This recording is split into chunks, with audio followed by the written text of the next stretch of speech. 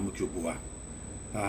Mo ṣe fídíò kan lánàá tí mo ti sọ̀rọ̀ nípa Islam. Mo tún ṣe lọ́wọ́ ẹ̀. Àmọ́ ṣáájú kí n tó ó ní fídíò kan tó fẹ́ kẹ́jẹ́ ká lọ wò. Àmọ́ ṣáájú ẹ̀ ẹnìkan comment sí abẹ́ fídíò tí mo ṣe yẹn wípé ms bàbá àwọn ló là wá lójú. We are right. Ẹnìyẹn right because àwọn ló jẹ́ ká mọ̀ wípé torí pé àwọn ló jẹ́ ká mọ̀ pé ẹrẹ́ ti ń ìtàn Yorùbá ti ń lọ. Ṣùgbọ́n kì í ṣe àwọn ló bẹ̀rẹ̀. Èmi ti ń sọ nípa ọ̀rọ̀ yìí more than 6 to 7 years kí TikTok kí wọ́n tó dé gan ni. But kò rinlẹ̀ torí pé n táwa ń ṣe fún àwa kan ń ṣe ọ̀nà fún ọ̀nì. Sórí ibi ni mo ti kéwú. Mo fẹ́ sọ ìtàn bí mo ṣe tó liberate mi. And the only witness tí mo ní lérò tí mo sọ yìí náà ni àwọn méjì péré, ìyàwó mi then ẹni tó tún jẹ́ alábàárìn mi máa ń pè ní alábàárìn wà ní France. Àwọn méjì ni mo share kíni yẹn pẹ̀lú torí pé nígbà tí mo kéwú rí ẹni tó communicate ustaz ní sheik ló tọ́ tí mo wá ní mo lórúkọ mi is Abdulsemi. Mo wá ní no you are not Abdulsemi pé kí lórúkọ yẹn gan. Mo wá ní àbúrò ní at least you are from Nigeria. Mo ní bẹ́ẹ̀ ni. Mo wá ní ẹni tó bá mọ Zayed Islamic School ní Alin ló wà. Torí tó bá kéwú níbẹ̀ tán wọ́n tún lè wọ́n á rìn lọ sí Mẹ́kà wọ́n á fún ẹ lówó wọ́n á ṣe everything fún ẹ. Ṣó wá rí ẹni ló wá sọ fún mi pé there is nothing like an Islamic name, Arabic name ló wà.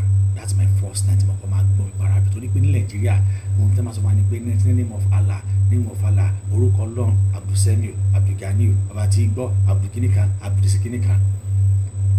Ẹni wá sọ mi pé kò sí ní tó ń jẹ́ Islamic name, Arabic name gẹ́gẹ́ lórúkọ tó wà.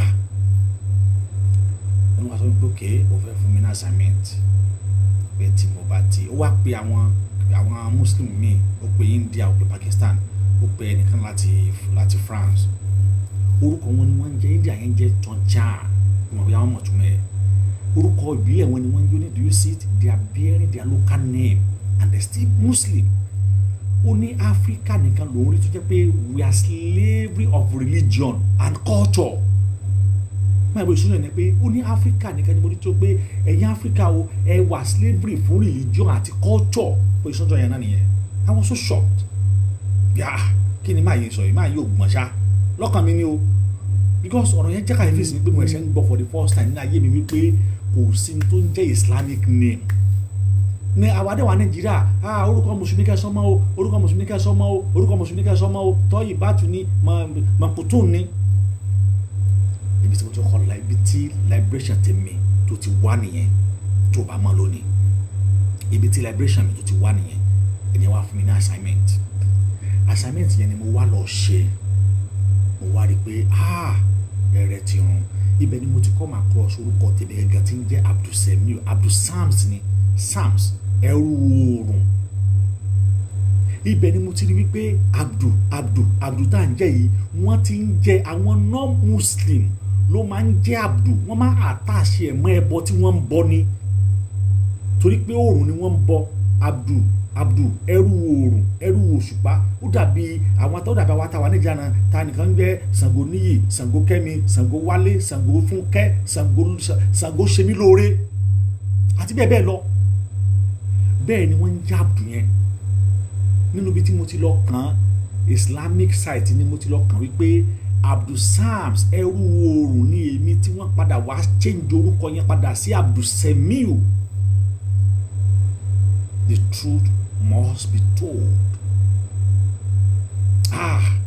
Ibẹ̀ ni mo ti wá rí àwọn orúkọ ànábì náà tó pọ̀ màá lọ tó kíní yẹn wá. Orúkọ ànábì yẹn pọ̀ tó bí 17. Mẹ́rin péré ni wọ́n yọ kúrò nínú ẹ̀ tó fi jẹ́ wípé ànábì gan ò kí ṣe mùsùlùmí torí pé nígbà tí wọ́n bí ànábì gan mùsùlùmí ò tí ì rinlẹ̀ wọ́n dẹ̀ sọ ní Muhammadu. Bàbá tó bí ànábì wọ́n sọ ní Abdullahi. Ẹ̀yin tẹ́ ń jẹ́ Abdullahi lónìí ṣé mùsùlùmí ni yín ni because non-Muslim ló ń jẹ́ Abdullahi. It's not a Muslim, it's not an Islamic name, it's Arabic name. Ibẹ̀ ni tèmi ti wá. Ibẹ̀ ni mo ti liberate. Ibẹ̀ ni first liberation tèmi ti wá. I'm using my family as a witness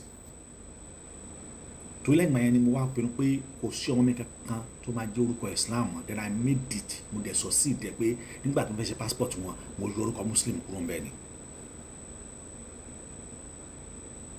So àwọn ìmẹ̀sì bàbá Àkànbí Ọlọ́ba Akéde Oòduà àwọn yẹn dé lẹ́yìn ìgbà tí èmi ti liberate ni but lónìí mo gbà fún wọn mo respect wọn mo gbé kudos fún wọn torí wọ́n tún gbọ́dọ̀ wọ́n ṣe iṣẹ́ yẹn débi wípé àwa tí àìròǹbàgà àti bọ́ọ̀ta láti continue we are bold a lè bold láti continue sìn pé Islam is a scam.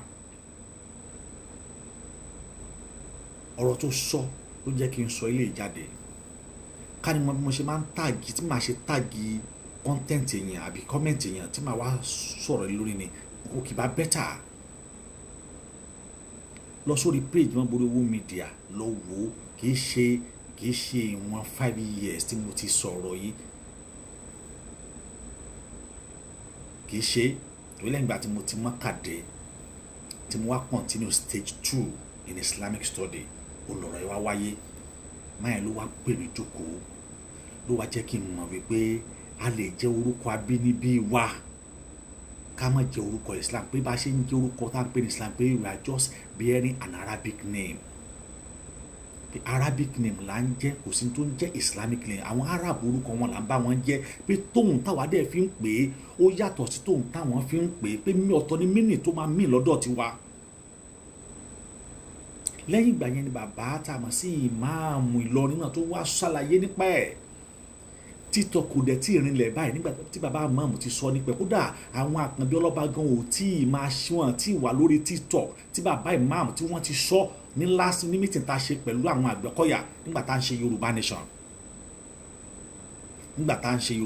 a ṣe ṣe dìísí náà nígbà tá a ń ṣe Yorùbá Nation tí bàbá ìmáàmù lọrin tí wọ́n ti sọ máa attach fídíò yẹn máa attach ẹ̀mí fídíò mo ti wà lórí títọ́ mo ti pèsè lórí tọ́kì náà rè kó o lè mọ ibi táwa ti ń bọ̀ ṣùgbọ́n a dúpẹ́ lọ́wọ́ àwọn ms bàbá torí mo tún gbé fún wọn èmi àti wọn máa ń pera máa ń sọ̀rọ̀ wọn kì í ṣe ọ̀tá mi ọmọ ìyá mi nínú ẹ̀sìn ìṣẹ̀ṣe ni wọn àdẹ pé yẹn pé kó wá ṣẹ̀sìn ohun tí wọ́n ń sọ ni pé aburú tí Islam mú bá wa nílẹ̀ Yorùbá tá a bá tètè kọ́ńkà ẹ̀ yóò sọ wá dolórí burúkú yóò jẹ́ ká gbàgbé ìran wa aburú tí Islam tó ń fẹ́ mú wá ẹ fẹ́ gba àṣà ẹ fẹ́ gba ẹ̀sìn ẹ fẹ́ gba ìṣẹ̀ṣe ẹ fẹ́ gba ọgbẹ̀ lọ́wọ́ wa wíwárà ànábì òmù yẹn wá ẹ̀sìn lásán ló mú wá.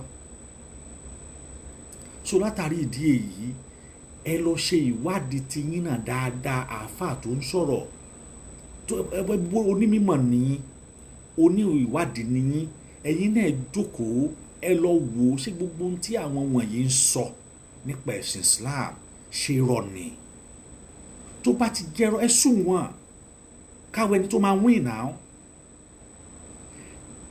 ṣé ẹ mọye number of years tí Akadib tó ti ń ba ìṣẹ̀ṣe àti kìrìsìtẹ́nì jẹ́ níbi tí mo like Akadib dé nígbà kan èmi àti family mi a máa ń jà níyàwó a máa ń jà pé wo ẹni tí Akadib sọ lélẹ̀ àwọn náà máa wo fídíò yìí a mọ̀ pé ní tí mo ń sọ kì í ṣe eré òótọ́ ọ̀rọ̀ ni mo ń sọ. Kẹsẹ̀tì Akadib tí mo ní kẹsẹ̀tì Akadib record Akadib tí mo ní ó máa ní 100 á lé ní 100 tí mo ní láì mọ̀ wípé èdè tí wọ́n gan náà ò mọ́ torí pé ibi tí wọ́n kéjì wá sí Nàìjíríà yẹn ẹ lè rí beyond limit àyàfi ẹni tó bá jáde síta tó travel tó ju ẹ̀ wá tó wá wò pé oh this is beauty of religion níbi tí wọn àti máa ṣe ẹ̀sìn rádaràda wọ́n yẹn ṣe Nàìjíríà yẹn la wá rí pé lóòótọ́ Islam is completely fake and scam religion. So látàrí ìdí èyí ẹ lọ túnra mú torí wọn bá fẹ́ ṣe debate pẹ̀lú àwọn ẹ lọ túnra mú dáadáa torí pé eléyìí ẹ lè wún ìní ẹ̀ mọ́ ó ti bọ́ aṣọ ògbọ́mọyẹ Islam mọ́ ọmọyẹ Islam ti rìn wòwò wọjà that's the fact. Ire o.